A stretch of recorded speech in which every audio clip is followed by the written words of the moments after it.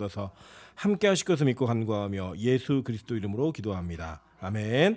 네, 하나님 말씀 보도록 하겠습니다. 로마서 3장 19절부터 31절까지의 말씀입니다. 저와 여러분이 한 절씩 교독하고 마지막 절은 합독하도록 하겠습니다. 로마서 3장 19절부터 31절까지의 말씀 교독하도록 하겠습니다.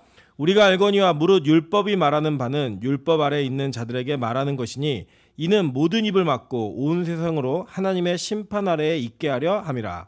그러므로 율법의 행위로 그의 앞에 의롭다 하심을 얻을 육체가 없나니 율법으로는 죄를 깨달음이니라. 이제는 율법 외에 하나님의 한 의가 나타났으니 율법과 선지자들에게 증거를 받은 것이라.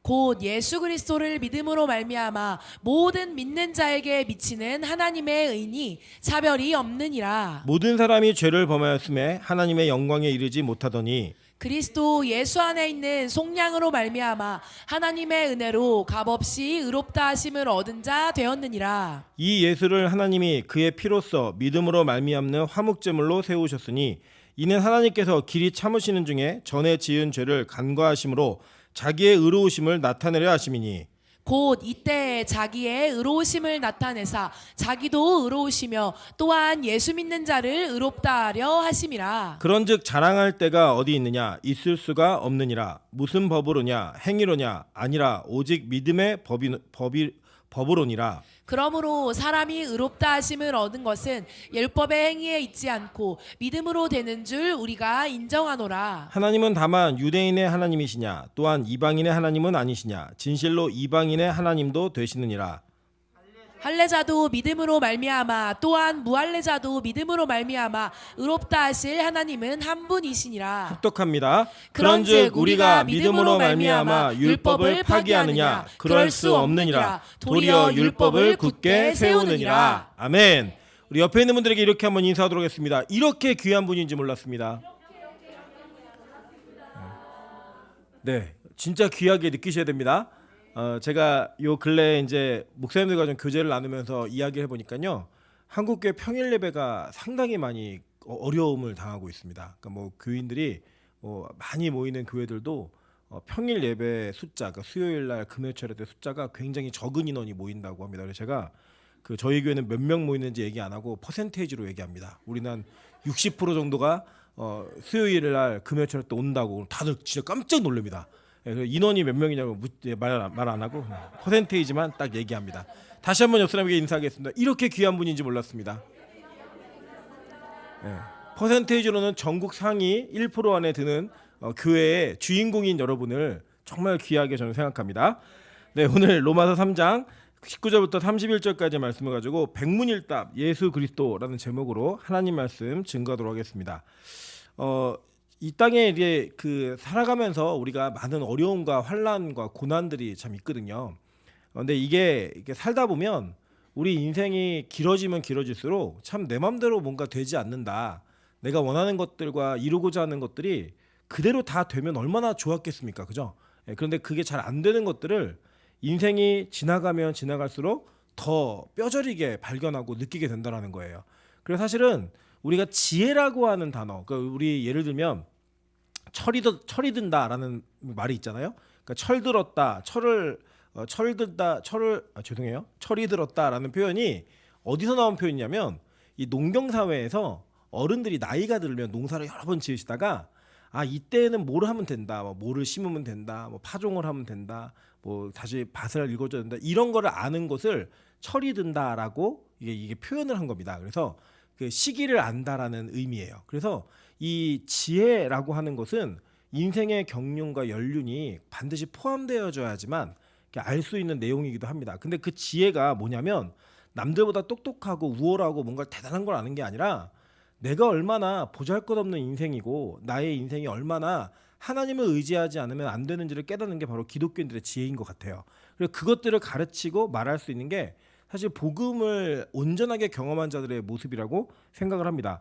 제가 오늘 이 말씀을 같이 묵상하기를 원하는 것은 이 말씀 가운데 사실은 우리가 정말로 붙들어야 될 소망이 예수 그리스도라는 걸 다 아시잖아요. 근데 이것이 왜 그러한지, 그리고 이것이 우리 안에 매번 확인됨에도 불구하고 여전히 우리 안에 그것 아닌 예수 아닌 다른 것들을 의지하고 잡고자 하는 내 안에 있는 나의 교만함과 공의들이 내 안에 있는 공로 의식이 항상 이렇게 꿈틀꿈틀 살아 있거든요.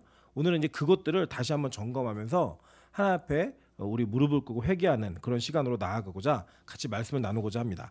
이 로마서는 바울 사도가 로마 교회에게 쓴 편지입니다. 이 로마 교회는 특이한데요. 어떤 사도가 가서 복음을 전하고 세운 교회가 아닙니다. 자생적으로 좀 생겨난 것 같아요. 그래서 이제 이 교회의 출발을 어떻게 보통은 얘기를 하냐면 그 오순절 다락방 사도행전 2장에 보면 오순절 다락방 성령 강림 사건 있잖아요. 그 사건 때에 베드로가 이제 성령을 받고 막 이렇게 설교를 해요. 근데 이 설교를 하는데 베드로는 그냥 설교를 했는데 16개국 사람들이 말을 다 알아들어요. 그 중에 이제 로마 사람들이 그 중에 속해 있었습니다. 그러니까 아마도 이 로마 사람들이 시초가 되어서 이 로마 교회가 생기지 않았을까라고 다들 예측을 하고 그렇게 추측하는 게 일반적인 내용들입니다. 그래서 이 로마 교회는 어떤 사도의 가르침이나 어떤 사도들이 특정한 왕래를 통해서 세워진 교회가 아니라 그냥 자생적으로 생겨난 교회예요. 그래서 하나님의 교회는 어떤 사람이 있기 때문에 세워지는 게 아니라 하나님의 방법과 의지로 세워지는 것이 하나님의 교회입니다. 그럼에도 불구하고 바울은 이 로마서를 기록해서 뭘 기록을 하냐면 너희의 구원이 어떻게 이루어지는지를 설명해주고 가르치는 내용들로 기록되어 있습니다. 그래서 이 로마서 전체를 요약을 하면 이신칭의의 복음이다라고 이렇게 얘기를 합니다. 이게 뭐 말은 어려운데 뭐냐면 믿음으로만 구원받는다는 거예요. 쉽게 얘기해서. 근데 그걸 왜 가르쳐야만 했냐면 교회가 생긴 것, 태동한 것은 하나님의 은혜였지만 그 교회가 성장하는 것은 분명하고 정확한 하나님의 말씀의 가르침이 있어야지만 성장한다는 거예요. 여러분 그래서 우리가 예수를 믿는 경로는 다양할 수 있습니다. 뭐 예를 들면 뭐 환상을 보고 올 수도 있고 꿈을 꾸다가 올 수도 있고 뭐 그냥 예쁜 누나 만나러 왔다가 그냥 예쁜 누나 없는데 그냥 정착할 수도 있고 그렇게 여러 가지 뭐 방법들로 간식 먹다가 정착할 수도 있고 뭐 이런 여러 가지 방법들이 있는데 그러한 방법 속에서 교회 안에 그냥 존재하게 되는 것은 하나님의 은혜예요. 100%.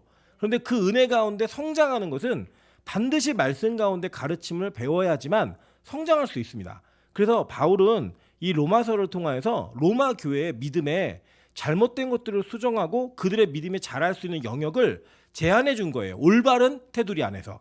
그래서 이 로마서는 굉장히 귀한 복음입니다. 그래서 제가 사실은 나중에 이제 기회가 닿으면 이 로마서를 같이 또 강해하면서 진짜 믿음의 진소가 무엇인지 뭐 이것들을 좀 같이 나눠보려고 합니다. 그런데 오늘 이 3장을 보면요. 이 3장에 있는 내용에 이 3장 1절부터 좀 보면 이런 내용을 얘기합니다.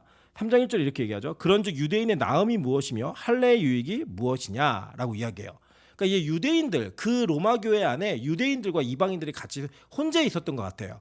근데 이 유대인들이 뭘 자랑했냐면 자기들은 할례 받은 백성이다라고 하는 거예요. 그러니까 바울이 할례라는 단어를 이야기할 때는요. 뭘 그냥 이해하시면 되냐면 율법의 대표라고 이해하시면 돼요. 그냥 그러니까 할례 딱 그것만의 문제가 아니라 율법 전체의 대표성을 가지고 있는 상징적인 그 내용이 바로 할례입니다. 그러니까 이 유대인들이 율법의 자랑으로서 할례를 가지고 이야기하는 거예요. 근데 이제 이 그 바울이 그들이 가지고 있는 유익이 뭐라고 얘기하냐면 다른 거 아니고 그들이 가지고 있는 유익이 뭐냐? 범사에 많지만 우선은 그들이 하나님의 말씀을 맡았기 때문에 유대인들의 나음이 있다. 다른 사람보다 더 우월함이 있다라고 얘기합니다. 그러니까 이게 뭔지 잘 보셔야 돼요. 이건 뭐냐면 유대 민족이 가지고 있는 혈통적인 특수성을 얘기하는 게 아니에요. 뭐냐면 그들은 하나님이 구약부터 계시하고 있는 말씀을 이미 소유하고 알고 있는 것, 그것 때문에 그들이 다른 이들보다 좀 더 낫다면 이거 하나 얘기할 수 있는 거야 라고 바울이 얘기하는 뉘앙스인 거예요. 이게 다른 게 아니고 이거야. 그렇게 얘기하는데 바울은 그럼에도 불구하고 9절에 이렇게 얘기합니다. 그러면 어떠하냐? 우리는 나으냐? 결코 아니라 유대인이나 헬라인이나 다 죄 아래에 있다고 우리가 이미 선언하였느니라. 이렇게 얘기해요. 그러니까 그럼에도 불구하고 뭘 얘기하냐면 야 그래도 어차피 다 죄인이야. 똑같아. 그래서 제가 말씀드렸잖아요. 저희 아들이 어린이집에서 나도 죄인이고 한 살 동생한테 너도 죄인인데 우리 같이 다 죄인이지만 그래도 내가 형하니까 형이 하는 얘기를 들으라고 얘기하고요. 자기 엄마가 자기를 혼내니까 엄마도 죄인이잖아. 그리고 자기 혼내지 말라고 어디서 이상한 건 배워가지고 얘기를 하더라는 거예요. 근데 그게 무슨 내용이냐면 우리 모두가 다 죄 아래에 있다라는 선언을 해버리는 거예요. 그러니까 뭐 너네 말씀 맡아도 유익이 있어? 그래 맞아. 너희들 그 유익 맞아. 그런데 결론적으로 딱 그냥 단정 짓는 거예요. 너희들 다 죄 아래에 있어. 얘기하는 겁니다. 그러면서 그 죄의 목록을 다 얘기하는데 의인 하나도 없다라고 얘기하면서 거기 막 얘기해요. 죄의 목록이 뭐냐? 13절부터 볼게요. 그들의 목구멍은 열린 무덤이요 그 혀로는 속임을 일삼으며 그 입술에는 독사의 독이 있고 그 입에는 저주와 악독이 가득하고 그 발은 피 흘리는데 빠른지라 파멸과 고생이 그 길에 있어 평강의 길을 알지 못하였고 그들의 눈앞에 하나님을 두려움이 없느니라 함과 같으니라 라고 얘기해요. 그러니까 죄인들의 모습을 쭉 얘기하는 거예요. 그러니까 여러분 잘 보시면요, 우리는 보통 죄 그러면 죄 자체를 어떤 행위적인 요소와 자꾸 연결을 하는 경향이 있습니다. 우리 안에. 그리고 예를 들면 뭐 저도 기억이 나는데 유초등부 때 교회에서 여름 수련회나 겨울 수련회 가고 캠프파이어를 하면은 꼭 선생님들이 뭘 시켰냐면 자기 죄를 이렇게 써가지고 그 죄를 적은 쪽지를 그 불에다 던지라고 이상한 걸 시켰어요. 이거 복음적이지 않은. 거기에 쓰는 내용이 뭐죠? 보통 뭐 엄마 말씀 안 들은 거, 동생이랑 싸운 거, 누구 때린 거, 뭐 헌금, 뭐 땡땡이 그 꼬비치라는 그 표준어가 아니니까 훔친 거, 500원 받으면 뭐 200원 하고 300원 아이스크림 사 먹은 거, 뭐 이런 오락실 간 거. 저희 때는 오락실이요 악의 소굴이었어요. 사탄의 소굴. 그래갖고 막 오락실을 오락하다가 교회 집사님들이 아들 머리채를 잡고 끌고 나가면서 이 사탄의 소굴에 여기 있으면 되겠어, 막 이런 그런 그 장면을 간간히 이렇게 봤던 기억이 있습니다.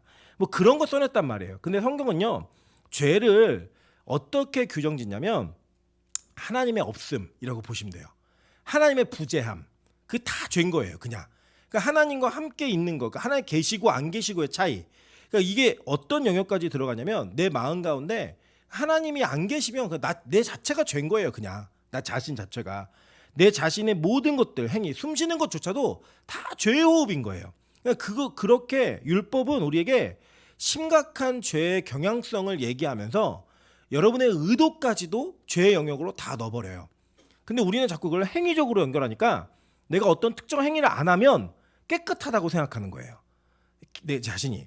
그런데 이제 그걸 얘기하면서 그럼 다 죄인이고 너희들 이 죄의 목록 안에 다 속해 있는데 그럼 도대체 너희가 어떻게 구원받고 의로운 자가 되는 거니? 라는 설명을 19절부터 여러분이 오늘 읽으신 31절까지 하는 거예요. 여러분 이게 왜 중요하냐면, 왜 우리에게 이게 의미가 있는 거냐면, 우리 인간은요 자신이 가지고 있는 공로를 자랑하는 것을 좋아하고요, 자신의 실체가 폭로되는 것을 싫어합니다. 제가 어제 굉장히 충격적인 사실을 직면했는데, 저하고 승고사님하고 같이 엘리베이터 타고 예배가 마친 후에 집에 가는데 제가 승고사님한테 이렇게 얘기했는데 뒤에서 보면 할머니인지 모르겠어요 했더니 내가 왜 할머니냐고 화를 내시는 거예요. 그리고 권사님 이제 2월 달이면 할머니 되시잖아요 했더니 아직 아니라는 거예요. 권사님 분명히 할머니 나이가 맞으시거든요. 이제 정상적으로 이제 애들이 일찍 결혼을 하고 그랬으면 할머니 나이가 맞으신데, 제가 보면은 할머니가 되는 게 싫은 게 아니라 할머니라고 불려지는 게 싫으신 거예요. 근데 사실 그게 사실이거든요. 그래서 제가 이제 그 민수 형제가 아이를 낳으면 주부에도 낼라 그래요. 승순이 할머니 권사님 이렇게 해서 축하드립니다 내려 그럽니다.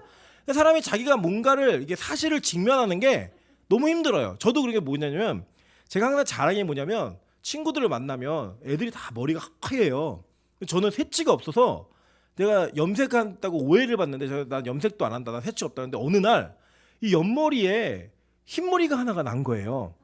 제가 그게 너무 신경이 쓰여가지고 쓰지도 않는 쪽집게를 가져다가 그걸 빼면서 다시는 나지 말아라 막 이러면서 제 자신이 나이가 들어서 새치가 나는 나이라는 거를 자꾸 가리고 싶은 거예요. 내 자신이 당연한 나이인데 이 새치가 나도 이상하지 않거든요. 이상하지 않은 나이임에도 불구하고 그게 싫은 거예요. 이 직면하는 게, 어떤 내가 불편하고 힘든 사실을 직면하는 게 너무 싫은 거예요. 그리고 우리는 그것을 가리는 것을 좋아하는데 이걸 어떻게 가리냐면 우리 행위로 가리는 겁니다.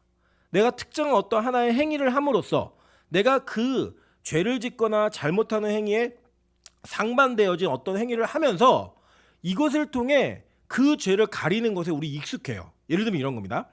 죄를 짓고 난 다음에 내가 오늘 큰 죄를 지었으니 교회에서 30분 기도를 더 하고 가야겠다. 그래서 30분 기도를 하시잖아요. 그리고 집에 갈 때 평안함이 있어요. 그죠? 있으시죠? 어떤 평안함이냐면 이 죄가 용서받았어. 근데 그 용서받는 것에 대한 근거를 우리는 뭐로 두냐면 내가 평소보다 30분 더 기도했다라는 거예요. 사실은 주님의 은혜를 구한 시간인데 놀랍게도 그 은혜가 우리의 죄를 해방하는 게 아니라 내가 30분 기도했다는 그 사실이 나로 하여금 안도감을 주더라는 거예요. 무슨 말인지 이해되시죠? 그게 바로 뭐냐? 율법주의. 그 율법적 개념을 우리 바울이 이렇게 우리에게 설명해 주는 거예요. 오늘 동일하게. 자, 이렇게 얘기합니다. 우리가 알거니와 무릇 율법이 말하는 바는 율법 아래 있는 자들에게 말하는 것이니 이는 모든 입을 막고 온 세상으로 하나님의 심판 아래 있게 하려 함이라. 이 심판이라는 단어가 다른 게 번역을 하면 정죄라는 단어랑 똑같아요. 그러니까 뭐냐면 온 세상이 하나님의 정죄 아래 있게 하려고 율법을 사용한다는 거예요. 이해되시죠? 무슨 말인지? 율법 아래 있는 자들은 다 정죄받기 위함이야. 그러면서 뭐라고 여기 얘기하냐면 모든 입을 막고 다 닥치게 하는 거예요. 그냥 더 이상 어떤 변명도 어떠한 추임새도 달지 못하게 그냥 율법이라는 것 자체가 왜 존재하는지 아니? 그게 하나님의 정죄 아래 있음을 선언하는 거야 라는 거예요. 자, 그럼 율법의 기능이 뭐예요? 율법의 기능? 예, 20절 보세요. 그러므로 율법의 행위로 그 앞에 의롭다 하심을 얻을 육체가 없나니 율법으로는 죄를 깨달음이니라 라고 얘기하는 거예요. 그러니까 이 바울의 선언은 명백합니다. 뭐냐면 율법이 너희에게 왜 주어졌는지 아니? 율법은 우리 모든 사람이 할 말이 없게 만드는데 뭐로 할 말이 없게 만드냐면 다 죄인이라는 걸 인정할 수밖에 없게 만드는 거야. 무슨 의미냐면 율법이라는 잣대가 성경에 딱 나오면요, 부정적인 거 싫은 거 이게 아니고요. 율법은 딱 등장하자마자 뭘 선언해버리냐면 우리가 다 죄인이고 다 정죄 아래 있음을 확인시켜주는 기능인 거예요. 그러니까 율법이 우리에게 필요해요, 안 필요해요? 필요한 거예요, 여러분. 만약에 율법이 필요 없다면 이거 구약성경 보지 말아야죠. 그런데 구약성경이 여전히 우리에게 유효한 이유가 뭐냐면 율법은 저와 여러분에게 어떤 말도 할 수 없게 다 죄인임을 인정하게 만드는 기능이 있다는 거예요. 여러분, 그래서요, 율법의 첫 번째 기능이 뭐냐면 죄를 깨닫게 한다는 거예요. 죄를. 제가 지지난주 작년부 성경 공부를 하면서 굉장히 은혜를 많이 누렸어요. 왜 은혜를 많이 누렸냐면 사실은 우리 교회 권사님들이 굉장히 그 신앙적 열심으로 따지면 대단하신 분들이에요. 이 교회를 30년 동안 지켜오신 분들이거든요. 여러분, 뭐 여기 청년들도 많이 앉아 있지만 실제로 우리 교회가 초반에 이 교회 예배를, 평일 예배를 지켰던 분들은 우리 권사님들밖에 안 계셨어요. 저 3년 반 전에 왔을 때도 권사님들 4분 3분이 수요 예배 금요철에 오셔가지고 저희 반주기 틀면서 예배 드리는 게 3년 반 전이에요. 그게 이제 우리 권사님들이 가지고 있었던 신앙의 여정이었고, 또 우리 권사님들의 수고와 열심과 헌신을 통해서 이 교회가 지금까지 존재할 수 있었어요. 문 닫는 게 진짜 많습니다. 예, 문 닫는 게 없어지는 게 진짜 많은데 우리 권사님들의 그 수고가 아니었으면 이 교회는 지금 이 자리에 존재하지 못했을 거예요. 제가 예배 전에도 우리 최경숙 집사님과 잠깐 얘기했는데, 저는 여러분 이 공간이, 우리 교회 이 공간이 10억이에요. 10억. 이해되세요? 저는 진짜 이해가 안 되거든요. 요 작은 공간 10억이고 저희 공사에서 위에 이거 얹힌 거 있잖아요. 복층. 저기 1억 4천입니다. 저기가. 이게 말도 안 되는 상황이죠. 평당 2천만 원이에요. 이 건물이. 이해가 안 되는. 근데 이 자리를 이 상황 가운데 어려울 때부터 없는 돈에 지켜오면서 믿음으로, 기도로, 재정으로 모든 것들을 다 했던 분들이 권사님들이시거든요. 근데 이 권사님들의 입에서 무슨 말씀이 나왔냐면 자기가 쓰레기 같은 사람이라는 고백. 내가 아무것도 아닌 권사, 내가 괜찮은 권사라고 생각했는데 진짜 보잘것없고 아무것도 아닌 권사라는 고백들을 제가 시킨 거 아니거든요. 뭐 하시는 거예요, 그냥. 예, 뭐 지금부터 자아 비판 시간을 갖겠습니다. 이렇게 얘기한 거 아닌데 너무나 자연스럽게 그 이야기를 하시면서 제가 많은 위로를 받았어요. 아, 우리 교회에 선포되어지고 있는 말씀을 듣고 계시는구나. 그 말씀이 우리 안에 스며들어오고 있구나. 이걸 제가 너무 확신 있게 느낄 수 있었습니다. 여러분, 그게 뭐냐면요, 이제 진짜 하나님의 말씀이 우리 안에 제대로 기능하기 시작했다라는 거예요. 그 전에는 말씀이 우리를 일하기보다는 내가 한 행위나 내가 가지고 있었던 이력이 누군가에게 칭찬을 받고 누군가한테 인정받는 게 우리에게 기쁨이었는데, 이제는 그 말씀을 통하여서 내 자신이 얼마나 보잘것없는 인생이고 내가 얼마나 죄 가운데 있는 사람인지를 고백하는 것을 두려워하지 않는 마음으로 이야기하시더라는 거예요. 옛날에 그렇게 얘기하면 됐어요, 안 됐어요? 안 되잖아요. 우리 남에게 어떻게 보여야 돼요? 나는 완벽한 사람이야. 나는 괜찮은 사람이야. 난 너 같지 않아. 이걸 얘기해야 되잖아요. 근데 그걸 얘기하는 것 자체가 굉장히 어려운 그런 분위기 속에서 우리 계속 왔단 말이에요. 그러니까 내 실체를 얘기하는 게, 나는 이러한 죄를 짓고 있고 난 이런 생각이 있고 난 이러한 잘못을 저지른 사람이야 라고 얘기하는 게 너무나 어려운, 그런 환경 속에서 자랐단 말이에요. 제가 예전에 그 러시아 선교를 갔는데 사할린에 갔는데 그 목사님 선교사님이 얘기하시는데 되게 재밌는 얘기를 들었어요. 그 말씀을 막 가르친대요. 가르치고 당신은 죄인입니다. 이렇게 막 이렇게 가르친 다음에 예수 믿고 세례 받자 그러면 받겠다고. 근데 세례식을 거행하려고 이렇게 하면은 묻는 게 있잖아요. 당신이 죄인인 걸 인정하십니까? 이 질문하면 그 세례식장에 다 사람들이 모였는데 아니라 그런대요. 이유가 뭐냐면 인민재판을 너무 많이 해가지고 공산주의였잖아요. 그 러시아 자체가 인민재판을 너무 해가지고 공중들이 있는 앞에서 자기의 죄를 인정하면 인민재판을 받는 기분이 드는 거예요. 그 사람 개인적으로 얘기할 때 자기 죄인이라고 맞다고 인정하는데 사람들이 모인 자리에서는 세례식을 거행하려고 다 이렇게 앉혀놨는데 죄인이 맞냐고 물으니까 아니라고 자기 죄인 적 없다고 진짜 그렇게 얘기한다는 거예요. 그게 뭐냐면 인간 사회가 만들어 놓은 시스템은요. 얼마나 우리가 괜찮은 사람인지를 증명해내야지만 인정받을 수 있어요. 내가 남에게 밀리지 않을 수 있어요. 근데 그게 우리 안에 있는 거예요. 율법의 기능을 제대로 모르니까. 그런데 성경은 우리에게 뭐라고 얘기냐면 율법은 의를 이룰 것 같지만 절대 이룰 수 없다. 그러니까 의를 이루는 길을 두 길을 소개했어요. 성경이. 하나는 율법이에요. 그런데 그 율법은 그 길은 있지만 절대 갈 수 없는 길이다 라고 분명하게 얘기하는 거예요. 아무도 이것을 갈 수 없다라고 얘기하는 거예요. 오직 한 분, 예수 그리스도 외에는 어떤 누구도 이 율법의 길을 통하여 자기의 의를 이룰 수 없다라고 성경을 선언하는 겁니다. 그 선언한 다음에 이렇게 얘기하는 거예요.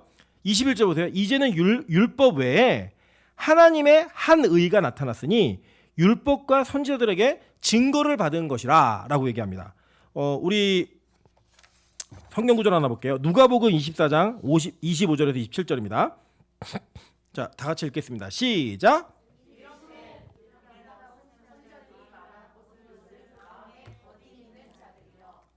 그리스도가 이런 고난을 받고 자기의 영광에 들어가야 할 것이 아니냐 하시고 이에 모세와 모든 선지자의 글로 시작하여 모든 성경에 쓴 바 자기에 관한 것을 자세히 설명하시니라. 자, 이게 뭐냐면 예수님이 부활하신 이후에 제자들에게 엠마오로 가는 두 제자에게 자기의 이야기를 쭉 하시면서 내가 성경에 예언되어져 있는 메시아다라는 걸 설명하는 거예요. 그 설명을 하면서 오늘 이 본문과 연결되는 거죠. 바울이 뭐라고 얘기했냐면 율법에 한 의가 나타났다는 거예요. 하나님의 의가. 근데 그 의가 뭐냐면 율법과 선지자들에게 증거를 받은 것이다 라고 얘기하는 거예요. 이거를 쉽게 표현하면요. 메시아예요. 메시아. 그 메시아만이 우리에게 의를 이루게 할 수 있다라고 가르치면서 이거는 성경에 증거되어진 하나님의 의라는 거예요. 그러면서 얘기하는 게 뭐냐면 곧 예수 그리스도를 믿음으로 말미암아 모든 자에게 미치는 하나님의 의니 차별이 없느니라. 그러니까 앞에는 뭐라고 했냐면 너네 말씀 맡았지 율법 그 너희들 유익이 있어. 맞아 유대인들 그 유익이 있는 거야. 근데 너희들 다 죄 아래 있다. 얘기하면서 근데 그 율법은 너네 잘못 알고 있는데 모든 사람이 죄인인 것을 깨닫게 하는 기능이 있는 거야. 그러고 난 다음에 뭘 얘기하는 거냐면 그런데 그거 외에 다른 하나님의 한 의가 있는데 이 의는 차별이 없다는 거예요. 뭐 유대인이 더 낫고 이방인이 못하고 이런 거 아니라는 거예요. 오직 예수로 말미암은 그 의는 차별이 없이 모든 이에게 믿음으로써 구원을 이루게 만드는 의다라고 얘기해 주는 거예요. 여러분 우리는요 이 의로 말미암아 구원받은 자가 된 겁니다.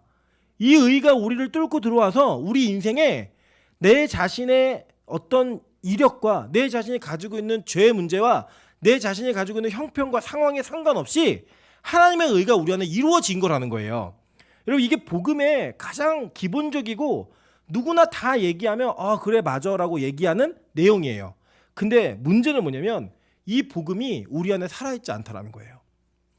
살아있지 않다 보니까 어떤 자꾸 모습이 보여지게 되냐면 내가 무언가 행위적으로 잘못하든지 행위적으로 잘하면 잘못할 때에는 자존감이 무너지고 자괴감이 느껴지는 반면 잘할 때는 우월감이 생기는 거예요. 나는 안 그런데 쟤는 왜 저러지? 그 교차적인 그 모든 상황이 우리 안에 계속 반복해서 일어나는 거예요. 근데 이 두 가지 다 뭐 때문에 이루어지는 거냐면 율법주의 때문에 이루어지는 거라고 우리에게 성경은 말하고 있는 거예요. 그래서 바울이 이거를 철저하게 경계하는 거예요. 철저하게. 그래서 바울이 주장하는 게 뭐냐면 우리는 가능성이 1%도 존재하지 않는 0.0001%도 존재하지 아니하는 다 죄인이라는 거예요. 죄인. 그것을 뭐가 증명하냐? 율법이 증명한다는 거예요. 그래서 여러분 율법이 선포될 때 그 율법은 저와 여러분을 부끄러운 가운데로 몰아 넣어버립니다. 우리의 자존감을 완벽하게 무너뜨려요. 어떻게 무너뜨리냐면 나는 끝장났구나. 나는 아무것도 아니구나. 나는 존재할 가치가 없는 존재이구나. 라는 대로 밀어 넣어버린다는 거예요. 그럼 왜 그렇게 밀어넣죠? 그렇게 밀려서 떨어지는 그 끝에 예수 그리스도라는 한 소망이 계시기 때문에. 그것이 바로 교회가 가져야 될 올바른 기능이라고 하는 겁니다. 여러분 제가 요 근래에 이게 목사들끼리 막 모이니까요. 칭찬할 만한 교회들에 대한 이야기를 쭉 해요. 쭉 듣고 있는데요. 그 이야기를 듣다 보니까 어떤 저희 안에 물음표가 생겼냐면 근데 지금 저렇게 칭찬받는 저 이야기가 복음 맞아? 저렇게 하는 교회의 정책과 결정이 진짜 영혼을 살리는 복음 맞아? 라고 생각해 보니까 아니에요. 인본주의라는 틀 안에서 그냥 올바르게 해석하는 거예요. 그냥 그러니까 사람에게 듣기 좋고 사람이 인정하기 쉽게 만드는 그런 내용들을 가르치고 선전하고 이야기해 주는 거예요. 이게 진짜 복음 맞아? 복음은요, 여러분이 설교를 들을 때마다 여러분을 자괴감 속에 밀어넣어야 돼요. 준비하는 자도 선포하는 자도 복음을 올바르게 선포하면 그 복음이 자신을 괴롭힐 수밖에 없어요. 어떻게 괴롭히냐면 와, 내가 설교할 자격이 있나? 내가 예배를 드릴 자격이 있나? 내가 기도할 자격이 있나? 내가 하나님 앞에 찬양할 자격이 있나? 그 자리로 우리를 다 몰아넣는 거예요. 그렇게 몰아넣어야지만 뭘 만나죠? 예수 그리스도를 만날 수 있기 때문에 나에게는 가능성이 없구나. 그래서 내가 지금 설교할 수 있는 것은 내가 예배할 수 있는 것은 내가 찬양할 수 있는 것은 예수 그리스도라는 그 하나의 명분 외에는 어떤 것도 존재하지 않는구나. 이거를 깨닫게 해줘야 되는 거예요. 그런데 제가 진짜 실제로 들은 얘기인데요. 이렇게 얘기했어요. 교회에서 죄설교하지 말라고 성도들을 하루 종일 피곤하게 하고 오는데 왜 죄설교하냐고. 제가 섬기던 교회 담임 목사님이 저에게 하신 말씀이에요. 누군지는 뭐 얘기는 안 합니다. 네. 근데 진짜 그렇게 하셨어요. 제가 직접 들었어요. 여러분 실제로 교회가 이렇게 십자가를 이야기하고 복음을 선언하고 이렇게 하면요. 부흥 안 돼요. 힘들어해요 사람들이. 왜 맨날 저렇게 힘들게 하지? 왜 맨날 우리가 뭘 잘못한 것처럼 얘기하지? 왜 맨날 우리의 자존감을 저렇게 밑장부터 다 빼가지고 무너뜨려 버리지? 이런 얘기를 하는 거예요. 우리 승호선생님 되게 재밌는 얘기 하시더라고요. 본인이 어느 모임에 가갖고 내가 쓰레기 같은 인생이라고 얘기했더니 어떤 분이 그렇게 얘기하지 말라고 구원받은 게 맞죠. 우리가 그 가운데서 구원받은 백성인 건 당연하죠. 여러분 그러면 그 구원의 감격으로 인해 여러분이 처음에 고백했던 그 믿음을 그 감정과 그 고백을 계속 유지하고 사세요? 저는 아니던데요. 저는 제 안에 자꾸 제 의가 살아나던데요. 제가 뭘 좀 잘하면 제가 되게 괜찮은 인간처럼 느껴지던데요. 제가 남에게 칭찬받으면 그래 나 같은 목사 없어 이런 마음이 제 안에 있던데요. 그래서 저는요 계속 그 말씀 앞에 저를 세울 수밖에 없어요. 내가 얼마나 죄인인지를 그 율법 앞에 계속 세울 수밖에 없어요. 그래서 저는요 아직까지도 율법이 필요해요. 앞으로도 필요하고요. 저의 인생 끝날까지도 필요해요. 왜냐? 저는 그렇게 그 율법이라는 거울을 제 앞에 들여대야지만 제 모습을 볼 수 있기 때문이에요. 근데 우리 모두가 다 그렇잖아요. 우리 모두가 다 그런 자기 착각과 자가당착에 빠져서 그 원리 속에서 살고 있는 게 우리 모두예요. 그래서 우리는 그 율법이라는 거울을 항상 우리의 영혼의 거울을 우리 마음 앞에 두고 살아야 합니다. 그래야지만 내가 어떤 존재이고 뭐로 인해 구원받는 존재인지를 고백할 수 있기 때문에. 여러분 제가 참 마음이 많이 무겁더라고요. 오늘 이제 제가 몇몇의 그 목사들하고 좀 통화하는데 굉장히 교회가 어려워요. 제가 참 이렇게 학부 때도 잘 지내던 친구가 딸은 중학교 3학년, 아들은 초등학교 5학년인가 6학년인데 교회를 개척을 했는데 성도가 한 명도 없어서 평일에는 쿠팡맨을 하고 교회 자기 집이 없으니까 우리 교회 태바실 같은 데서 가족이 함께 사는 거예요. 그러니까 화장실을 가려면 밖에 나가야 되는 그런 상황. 그런 얘기들을 이렇게 전해 듣고 또 직접 듣고 이렇게 하다 보니까 이게 마음이 좀 많이 어렵더라고. 그러면서 친구들이 다 얘기한 게 뭐냐면 빛과 소금 교회는 대형 교회래요. 자기들의 기준에서는 대형 교회래요. 우리 교회가 대형 교회다, 좋겠다.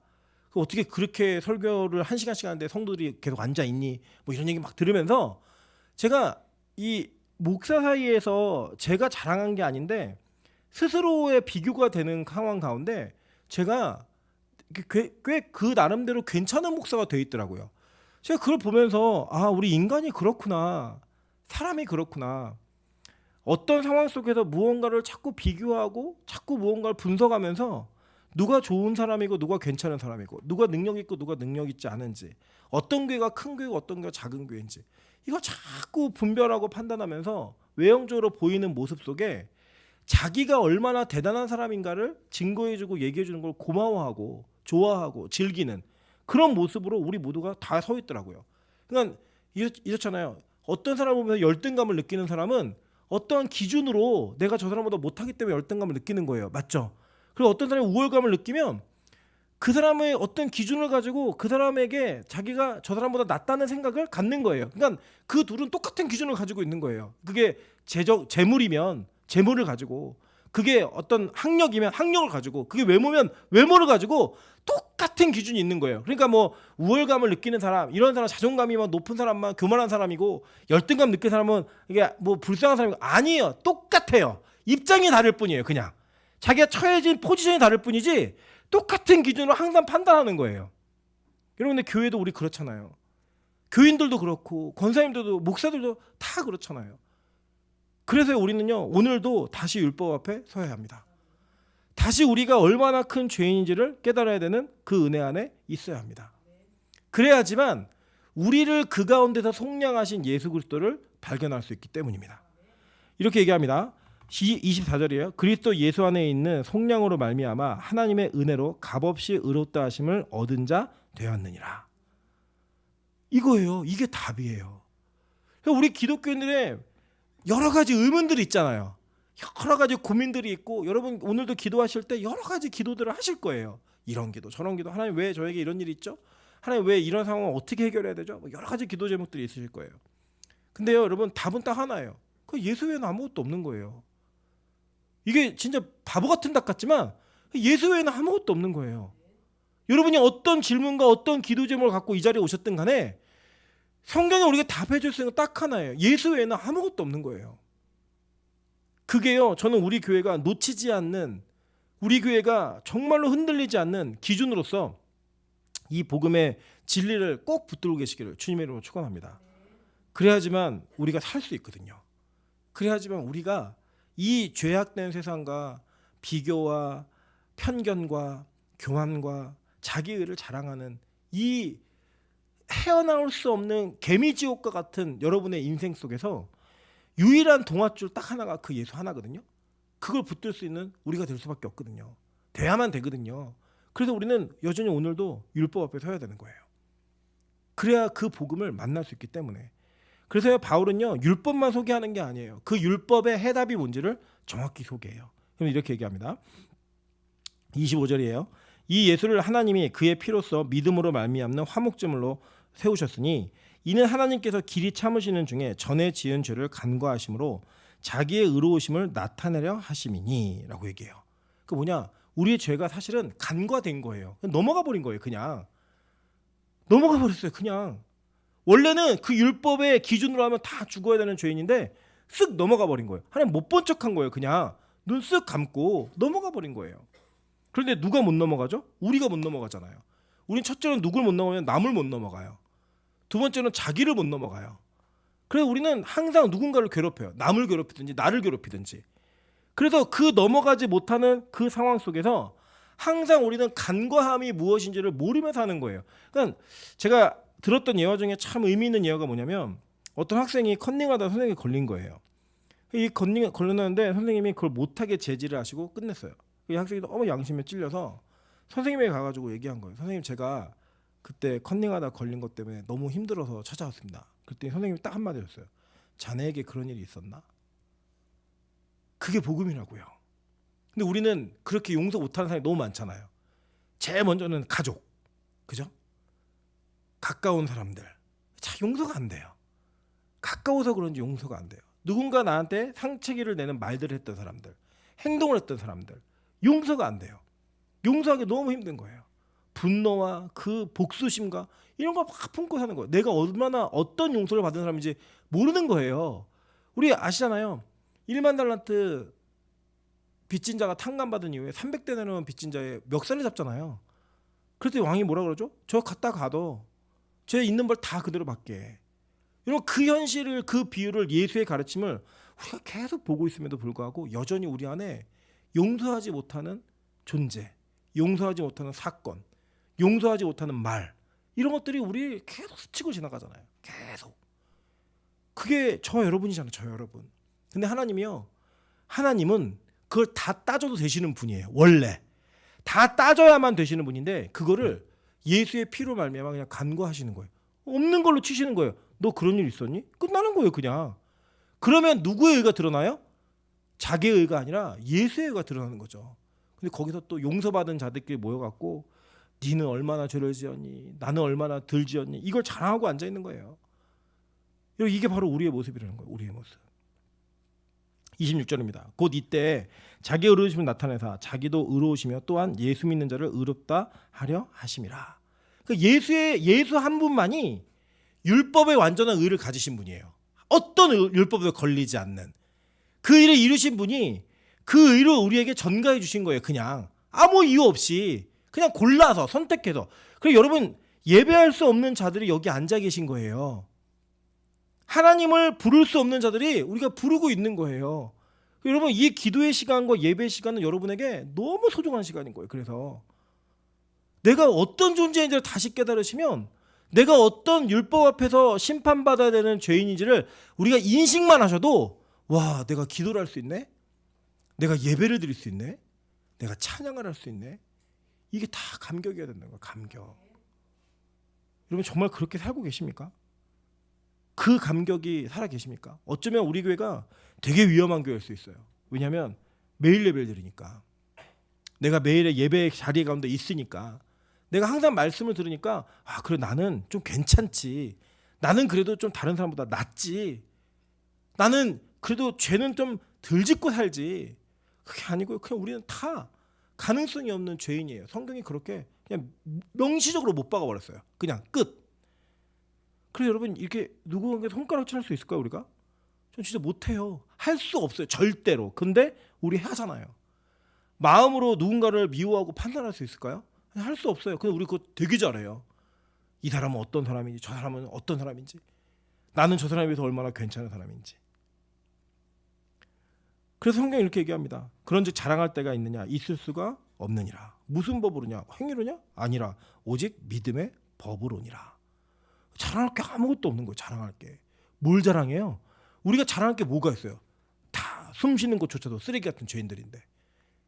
그걸 인정이 되면요. 자랑할 게 어디 있어요, 우리가.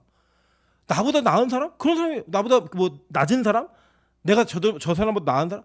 그런 게 어디 있어요? 아무것도 없어요. 자랑할 게. 없는 게 정상이라고. 정상. 복음을 제대로 이해한 사람들의. 저는 우리 교회가 이런 교회 되기를 주님으로 축원합니다. 저는 우리가 이런 믿음을 고백할 수 있는 교회가 되기를 소망합니다. 그럼 얘기합니다. 그러므로 사람이 의롭다 하심을 얻은 것은 율법의 행위에 있지 않고 믿음으로 되는 줄 우리가 인정하노라. 이거 붙드셔야 돼요. 우리 옆 사람에게 이렇게 인사하겠습니다. 진짜 이렇게 대단하신 분인지 몰랐습니다. 죄가 간과되어진 분들, 그냥 자랑할 게 아무것도 없는데 자격이 없는데 이 자리에서 예배하시는 분들, 찬양하시는 분들, 설교하시는 분들, 저는 이게 은혜라고 생각해요. 은혜. 여러분 우리 빛가서군 교회가 그 은혜를 온전히 붙드는 영광 가운데 있었으면 좋겠습니다. 이 뒤에 마지막 부분만 좀 보도록 할게요. 31절입니다. 그래서 제가 이걸 이해하시라는 거예요. 그런즉 우리가 믿음으로 말미암아 율법을 파기하느냐? 그럴 수 없느니라. 도리어 율법을 굳게 세우느니라. 이해되시죠? 율법이 필요 없는 게 아니에요. 율법을 더 굳게 세우셔야 돼요. 왜요? 그래야 내가 믿음으로 구원받은 자를 깨닫게 된다는 거예요. 그래서 복음과 율법을 자꾸 분리시켜서 이건 없어야 되는 거, 이건 있어야, 그게 아니고요. 율법과 복음은 반드시 동전의 양면처럼 붙어 있어야만 되고요. 반드시 동시적으로 우리에게 전달되어야만 됩니다. 사랑의 하나님인 동시에 공의 하나님이시고요. 심판하시는 하나님이세요. 그게 있어야지만 우리가 예수를 붙든다니까요. 그래서 이거는 패키지예요. 뗄 수 없는. 이거 떼면 끝나요. 이거는 떼는 순간 잘못돼요. 100% 이단됩니다. 어떤 거 하나만 붙들면 두 가지를 다 붙들어야 되는 거. 끝까지. 왜요? 이 율법 앞에 서야지만 복음을 만질 수 있기 때문에. 이 율법을 통과하는 고통 가운데 있어야지만 복음을 붙들 수 있는, 예수를 붙들 수 있는 유일한 그 소망이 우리에게 다가올 수 있기 때문에 저는 오늘 이 밤에 여러분 많은 기도 제목을 가져오셨을 거라고 믿습니다. 특별히 오늘 뭐 우리 최재근 권사님 또 목 디스크 시술을 받으세요. 예, 급성으로 있어서 기도하셔야 됩니다. 기도하시는데요. 다 기도하는 거 좋습니다. 좋은데 저는 오늘 우리가 다시 한번 한 가지를 좀 회복했으면 좋겠어요. 뭐냐면 내가 하나님의 의로, 즉 내 인생에 여러 가지 문제가 있지만 그 유일한 해답인 예수 그리스도로 말미암아 지금 예배하고 있구나. 지금 기도하고 있구나. 지금 찬양하고 있구나. 그 고백이 다시 새로워지는 은혜가 있으시길 소망합니다. 그래야 우리 병들지 않을 수 있고요. 그래야 우리 주님 오시는 날까지 끝까지 같이 갈 수 있습니다. 그래서 우리 교회는 율법을 굳게 세우는 교회가 될 겁니다. 왜요? 여러분을 복음의 문으로 밀어넣기 위해서. 그 복음이라는 출입구, 그 문고리를 잡게 하기 위해 더 율법으로 여러분을 밀어붙일 거예요. 내가 얼마나 죄인인지를, 내가 얼마나 쓸모없는 인간인지를, 내가 얼마나 가능성 없는 존재인지를 그걸 확인하시면서 한 걸음 한 걸음 주님 앞에 더 다가갈 수 있는 우리 빛과 소금 교회